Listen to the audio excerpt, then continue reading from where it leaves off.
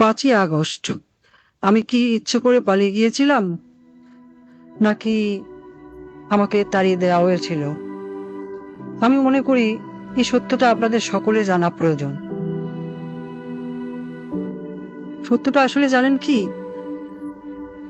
5ই August যদি আমি দেশ ত্যাগ না করতাম, ছাত্র জনতা যদি সত্যি গণভবনে প্রবেশ করতে পারত, আর সেখানে যদি আমি অবস্থান করতাম, আজ আপনাদের সামনে যে আমি, সেটাও হয়তো সম্ভব হতো না। তারা আমাকে কখনোই জীবিত রাখতো না, গাদ্দাফির চেয়েও করুণ পরিণতি করত।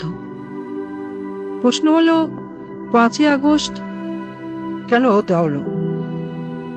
দেখুন, 5ই আগস্ট যদি আমি অনুভবন ত্যাগ নাও করতাম, একটা না একটা সময় ওই বাড়ি থেকে আমাকে চলে যেতেই হতো। 5ই আগস্ট না হলে 5 জানুয়ারি, আর তা না হলে 5 এপ্রিল। 16 বছরে মানুষের মনের মধ্যে জন্ম হওয়া ক্ষোভের বিস্ফোরণ, সেটা আজ হোক কাল হোক হতোই। পরপর 3টি নির্বাচনে দেশের প্রজন্মকে ভোট দিতে দেয়নি। তারা আমার উপর যেভাবে খেপেছিল, আমার পতন না করে তারা ঘরে ফিরত মা। আসলে আমার পরিবার পরিজন আর দলের নেতাকর্মী, তারা এই যে দেশে যে পরিমাণ দুর্নীতি, লুটপাট আর রাজধানীর রাজত্ব কায়েম করেছিল, শক্ত হাতে তা দমন না করতে পারাই হয়তো আমার রাজনৈতিক জীবনের সবচেয়ে বড় ব্যর্থতা। বা নিজের ভুলের কথা যদি বলি, আমি চেয়েছিলাম দেশকে উন্নত করতে, কিন্তু বলে গিয়েছিলাম সুশাসনের কথা, জনগণের ভোটের অধিকারের কথা। কিন্তু প্রশ্ন হলো, ঘৃণা কি শুধু আমার একার প্রাপ্য? আমি কি একা একা এই দেশ রোধ করেছি? আমার তো একটা পরিবার ছিল, একটা বড় দল ছিল। তারা তো উন্নয়ন উন্নয়ন বলে সবসময় কান ঢালাবলা করে ফেলত। তখন কি কেউ আমাকে বলেছিল, আপা উন্নয়ন করেন, কিন্তু ভোটের অধিকারটাও জনগণকে দিয়েন? কেউ বলেছিল? আমি এত বড় ভুল পথে চলে গেলাম, আমার পরিবারের কোনো সদস্য আমাকে কোনদিন একবারের জন্য বলেছিল? কেন? আমি কি শুধু তাদের কাছে টাকা কামাই করার মেশিন ছিলাম?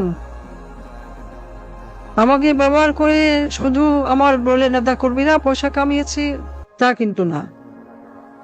আমার নিজের আপন বোন, সে তো রাজনীতির রও জানতো না, কোনোদিন রাজনীতিতে নাম লেখায়নি, কিন্তু দেশের ব্যাংকগুলো থেকে 12 আনার টাকা পয়সা সব লন্ডনে নিয়ে গেছে। লন্ডনের ব্যাংকগুলোতে যে টাকা আছে, সেগুলো তো কোথার দৈত্য বিয়ে দিয়ে আসেনি। আর যেসব পুলিশ সদস্য আমার কথা শুনে ছাত্রদের উপর গুলি চালিয়েছে বলা হচ্ছে, তারা কি শুধু আমার ক্ষমতা রক্ষার জন্য গুলি চালিয়েছে, নাকি নিজেদের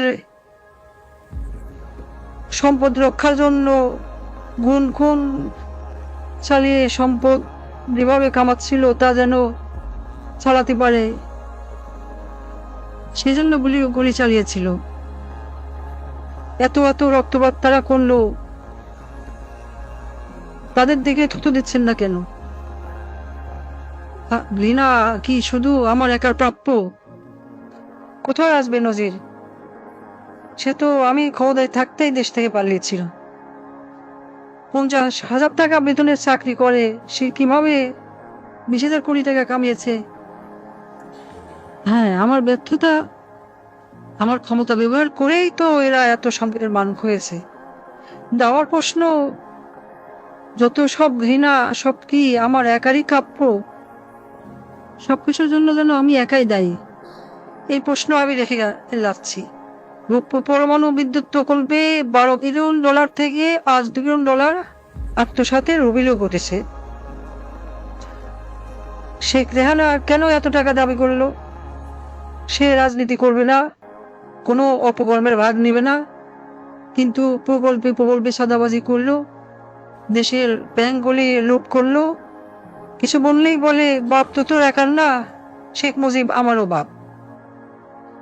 আমি বলি দেশ লুট করা বাপের গোদ তুলি না।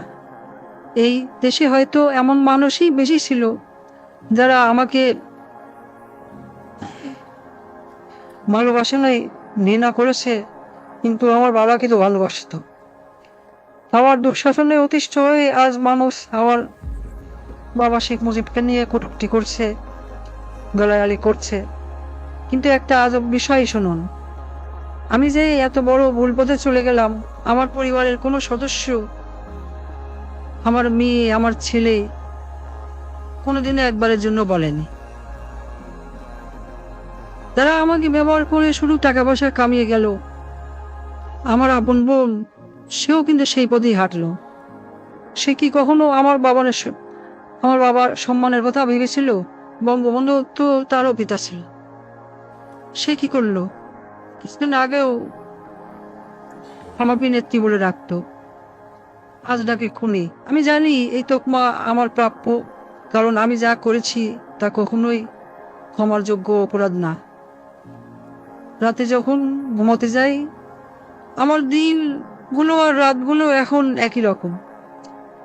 আমি জানি না ঘুমাতে কেমন লাগে, জানি না শান্তি কাকে বলে। আমার ঘরে প্রতিদিনই এখন মানুষ আসে, আমার চারপাশে দাঁড়িয়ে থাকে। আমি জানি না তারা মৃত নাকি জীবিত।